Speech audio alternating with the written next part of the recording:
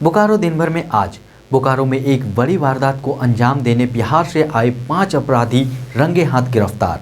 कांड करने के फिराक में काले गाड़ी पर सवार हथियारों से लैस आरोपी 2 दिनों से घूम रहे थे बोकारो की सड़कों पर। मुस्तैद बोकारो पुलिस ने उनके नापाक इरादों पर कैसे फेरा पानी बताएंगे पूरी घटना बस कुछ ही पलों में। नमस्कार, बोकारो दिन भर में आपका स्वागत है। मैं अजय राज। बोकारो की सुर्खियों में कोयले के काले कारोबार पर नकेल लगाने गिरिडीह सांसद रात को निकले सड़क पर, किया कई कोयले लदा ट्रक जब्त। बताएंगे पूरी घटना। सिगरेट तंबाकू के गैरकानूनी बिक्री में लिप्त दुकानदारों पर गिरी गाज। खबरों में यह भी होगी, गणतंत्र दिवस परेड की रिहर्सल शुरू हो गई है। चर्चा इस पर भी होगी। भोजपुरी और मगही भाषा को लेकर चल रहे विवाद की भी बात खबरों में होगी। ओमिक्रॉन और कोरोना की भी बात करेंगे। चर्चा और भी खबरों पर करेंगे, लेकिन उससे पहले जान लेते हैं देश दुनिया का हाल। इंडिया गेट के अमर जवान ज्योति का शुक्रवार को राष्ट्रीय युद्ध स्मारक में समारोह पूर्वक विलय कर दिया गया। साल 1971 के युद्ध में शहीद हुए जवानों की याद में अमर जवान ज्योति जलाई गई थी और राष्ट्रीय युद्ध स्मारक या नेशनल वॉर मेमोरियल साल 2019 में बना है। भारत में पिछले 24 घंटों में कोरोना के 3.5 लाख से ज्यादा नए मामले, 703 लोगों की मौत। देश में एक्टिव कोरोना मामले 20 लाख के पार। दिल्ली में जारी रहेगा वीकेंड कर्फ्यू। निजी दफ्तर 50% की क्षमता के साथ खुल सकेंगे। कोरोना के बढ़ते मामलों के बीच कर्नाटक सरकार ने वीकेंड कर्फ्यू हटाने का फैसला किया है। हालांकि नाइट कर्फ्यू जारी रहेगा। सप्ताह के 5वें दिन सेंसेक्स 427 अंक और निफ्टी 139 अंक गिरकर हुआ बंद। सोने की कीमत सामान्य बनी रही तो वहीं चांदी का कीमत भी 800 रुपए प्रति किलोग्राम बढ़ी। अब एक नजर आपके राज्य झारखंड की 3 बड़ी खबरों पर। झारखंड सरकार ने RT-PCR और रैपिड एंटीजन टेस्ट की दरों में कमी की है। अब प्राइवेट लैब और हॉस्पिटल को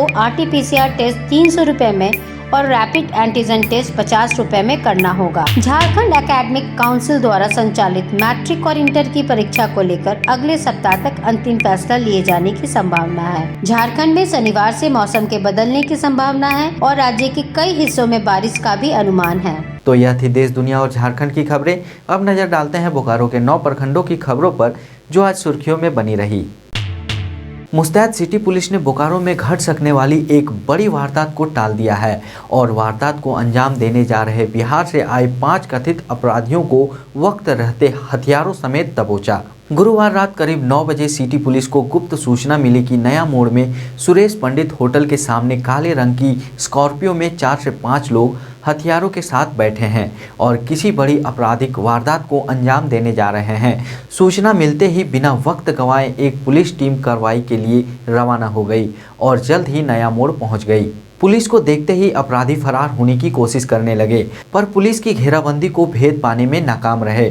बारी बारी से तलाशी लेने पर उनके पास से एक एक करके हथियार निकलने लगे। फिर पुलिस ने उन्हें तुरंत हिरासत में लेकर पूछताछ शुरू किया। फिर उन आरोपियों ने जो उगला उसके अनुसार बिहार के औरंगाबाद का रहने वाला मुख्य आरोपी अनिल कुमार अपने 4 साथी राहुल कुमार, जयप्रकाश पासवान, अजीत सिंह और प्रमोद कुमार के साथ 18 जनवरी की रात औरंगाबाद से चलकर 19 जनवरी यानी बुधवार को सुबह बोकारो पहुंचा है और यहां एक होटल में रुककर पूरी योजना बनाकर बुधवार दोपहर को वारदात करने बोकारो की सड़कों पर घूमता रहता है और किसी वजह से उस रात उन अपराधियों के मंसूबे पूरे नहीं हो पाए और फिर जब गुरुवार रात को माराफारी रोड पर डकैती करने वो जा रहे थे तभी मुस्तैद बोकारो पुलिस के हत्थे चढ़ गए। 22 को करीब 9 बजे गुप्त सूचना मिली कि नया मोड़ के चाय दुकान के पास 4-5 लोग एक स्कॉर्पियो में बैठे हुए हैं और कुछ संदेहास्पद उन लोगों की गतिविधि है। इस सूचना के आलोक में थाना प्रभारी अपने टीम के साथ वहां सदर बल पहुंचे और पहुंचने के उपरांत उन लोगों के पास उनसे पहचान पूछी गई तो वो लोग पहचान को छुपाते हुए कुछ लोग भागने का प्रयास करने लगे। इस संबंध में उनको घेराबंदी करके उनको पकड़ा गया।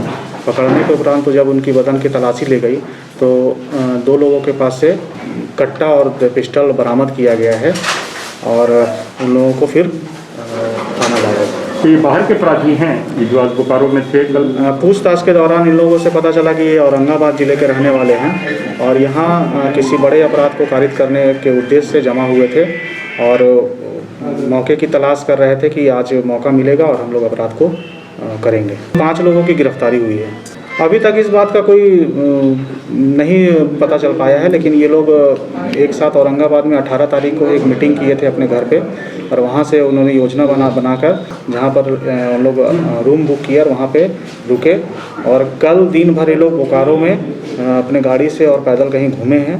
घूम कर ये लोग योजना बना रहे थे। इसी के तहत वहाँ नया मोड़ में भी इन लोग योजना के तहत वहाँ रुके हुए थे, और जिसमें पुलिस को सूचना मिली और इन्हें गिरफ्तार।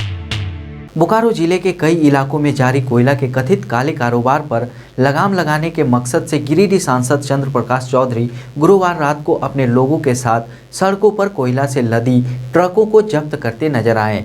जानकारी के अनुसार पेटरवार थाना क्षेत्र के पिछरी के बुटनाडीह में कोयले से लदी कई ट्रक जब वे रात के अंधेरे में वहां से निकलने के लिए तैयार थे, चंद्र प्रकाश चौधरी अचानक मौके पर पहुंचकर न सिर्फ कथित अवैध कोयले से लदी कई गाड़ियों को पकड़ा, बल्कि उनके समर्थकों ने गाड़ियों के टायर की हवा निकालकर उन्हें जहां तहां रोक भी दिया। सांसद चंद्र प्रकाश चौधरी ने आरोप लगाया है कि कोल माफिया झारखंड को लूट रहे हैं और विरोध करने वाले को जान से मारने की धमकी भी देते हैं। सांसद ने कहा कि वह अपने लोकसभा क्षेत्र में किसी भी प्रकार के गैर कानूनी काम को पनपने नहीं देंगे और वह खुद कथित काले खेल का भंडाफोड़ करते रहेंगे।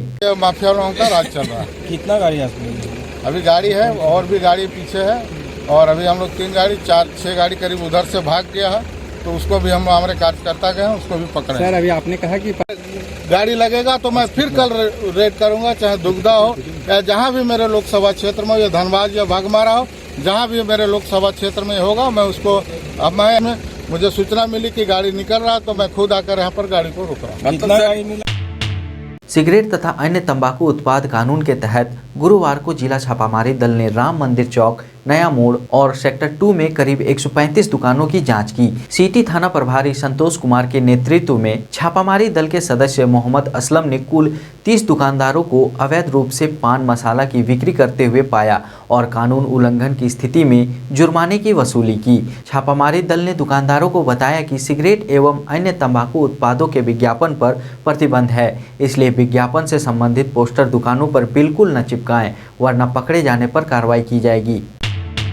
आगे बढ़ने से पहले बात एक बार फिर जिले में कोरोना के आंकड़ों की। गुरुवार को आई सरकारी आंकड़ों के अनुसार बुधवार और गुरुवार के बीच 24 घंटों में बोकारो जिले में 53 नए कोरोना संक्रमित पाए गए और एक्टिव कोरोना मामलों की संख्या 617 हो गई और उस दिन बोकारो में 152 लोगों ने कोरोना को मात भी दिया। इन आंकड़ों से पता चलता है कि इस हफ्ते कोरोना की चाल धीमी होती गई, पर कम होती संख्या हमें लापरवाह होने की इजाज़त नहीं देती। इसलिए कोरोना नियमों का पालन करते हुए अगर वैक्सीन न लगा हो तो जल्द से जल्द वैक्सीन लगवा लेना है। गणतंत्र दिवस परेड का रिहर्सल गुरुवार को सेक्टर 12 स्थित पुलिस लाइन में शुरू हुआ। परेड कमांडर के नेतृत्व में 6 टोलियां बनाई गई, जिसमें जैप-4 का 1 प्लाटून, जिला सशस्त्र बल का 2 प्लाटून, सीआरपीएफ का 1 प्लाटून, सीआईएसएफ का 1 प्लाटून, होमगार्ड गृह का 1 प्लाटून, सीआईएसएफ का 1 बटालियन शामिल है। यह पूर्वाभ्यास 24 जनवरी तक जारी रहेगी और 24 जनवरी को फुल ड्रेस रिहर्सल होगा। बोकारो डीसी और एसपी संयुक्त रूप से परेड पूर्वाभ्यास का निरीक्षण करेंगे। पुलिस लाइन मैदान में ही जिला स्तरीय मुख्य परेड का आयोजन किया जाना है। बोकारो उपायुक्त कुलदीप चौधरी ने गुरुवार को मुख्यमंत्री पशुधन विकास योजना की जिला स्तरीय समिति की बैठक के दौरान योजना के तहत वित्तीय वर्ष 2021-22 के लिए आवेदकों के चयन की प्रक्रिया की जानकारी ली और राज्य स्तर से प्राप्त लक्ष्य के संबंध में चर्चा की।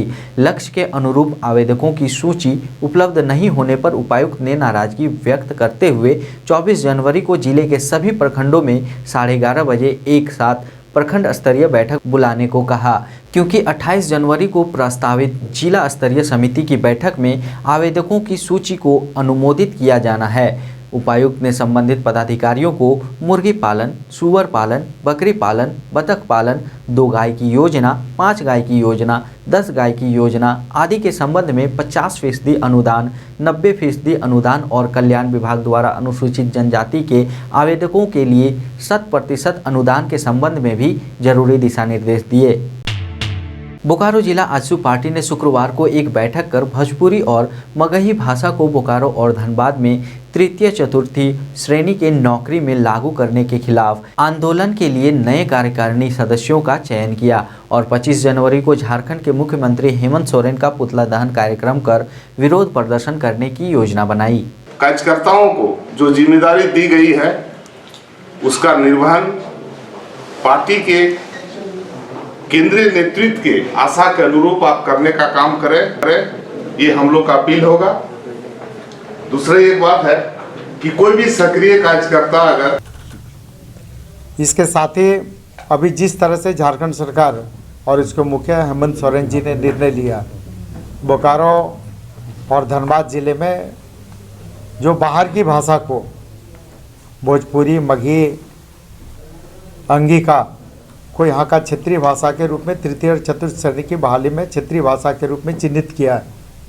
निश्चित रूप से सरकार का इस निर्णय का आजसू पार्टी विरोध करती है और विरोध स्वरूप 25 जनवरी को धनबाद और बोकारो जिले के सभी प्रखंड मुख्यालयों में आजसू पार्टी झारखंड सरकार के मुख्यमंत्री हेमंत सोरेन जी के विरुद्ध में पुतला दहन करेगी और इसके साथ ही 26 जनवरी को बलियापुर में शहीद स्वर्गीय विनोद बाबू के समाधि स्थल पर हम लोग हस्ताक्षर अभियान चालू करेंगे और ये हस्ताक्षर अभियान दोनों जिले के सभी प्रखंडों में, सभी पंचायतों में, सभी गांवों में ये हस्ताक्षर अभियान चलाया जाएगा और लाखों की संख्या में ये हस्ताक्षर अभियान के माध्यम से लाखों लोगों की इच्छा भावना से माननीय मुख्यमंत्री जी को अवगत कराया जाएगा।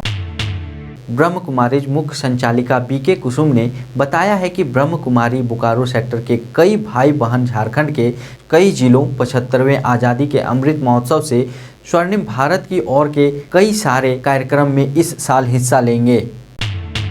एकत्रित बिहार के कांग्रेस नेता और इंटक के पूर्व राष्ट्रीय अध्यक्ष विंदेश्वरी दुबे की पुण्यतिथि पर गुरुवार को यूथ इंटक झारखंड प्रदेश अध्यक्ष रवि चौबे ने चेन्नई के एगमोर में कार्यरत मजदूरों के बीच मास्क और भोजन सामग्री बांटा। विंदेश्वरी दुबे को याद करते हुए चौबे ने कहा कि बिहार झारखंड के कांग्रेस इंटक के जनक होने के साथ साथ दुबे पूरे भारत के मजदूरों के मसीहा के तौर पर जाने जाते थे। इस मौके पर यूथ इंटक के सदस्यों ने प्रदेश कार्यालय सेक्टर 5 बोकारो में जरूरतमंदों के बीच कंबल वितरण किया।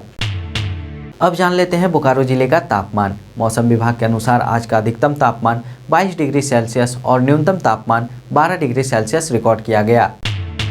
आज का comment of the day AK Singh द्वारा किया गया है, जिन्होंने 20 जनवरी के बोकारो दिन भर कार्यक्रम में बोकारो टाइम्स के YouTube चैनल पर ये कमेंट किया था। उन्होंने कहा है कि बोकारो से बाहर रहने पर बोकारो का समाचार नहीं मिलता। आपके चैनल के माध्यम से ये जानकारी मिल रही है। आपके चैनल के लिए हमारी शुभकामनाएं। AK सिंह जी, सबसे पहले तो हमारे साथ जुड़े रहने के लिए आपका बहुत बहुत धन्यवाद।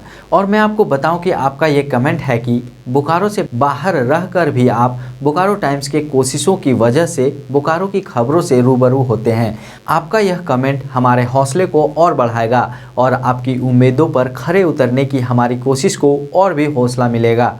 इस मौके पर मैं उन तमाम बोकारो वासियों का एक बार फिर शुक्रिया अदा करना चाहता हूं, जो हमारे न्यूज़ चैनल को इनकरेज करते हैं। विदेशों में रहते हुए भी वो बोकारो टाइम्स के माध्यम से बोकारो के खबरों से वाकिफ़ हो जाते हैं। अपने सवाल, सुझाव और सूचना के साथ हमारे साथ बने रहें। एक बार फिर आपका धन्यवाद। आप अपने आसपास की घटनाएं और समस्याओं को हमें व्हाट्सअप कर सकते हैं। हमारा व्हाट्सअप नंबर है 9334210302। इसी तरह बोकारो के तमाम खबरों को जानने के लिए आप हमारे चैनल बोकारो टाइम्स को लाइक करें, सब्सक्राइब करें और शेयर करें। फिर मिलेंगे बोकारो दिन भर में सोमवार से शुक्रवार रात 8 बजे। तब तक के लिए नमस्कार। बने रहें TheTimesMedia.com पर। आप हमें Facebook और YouTube पर भी देख सकते हैं।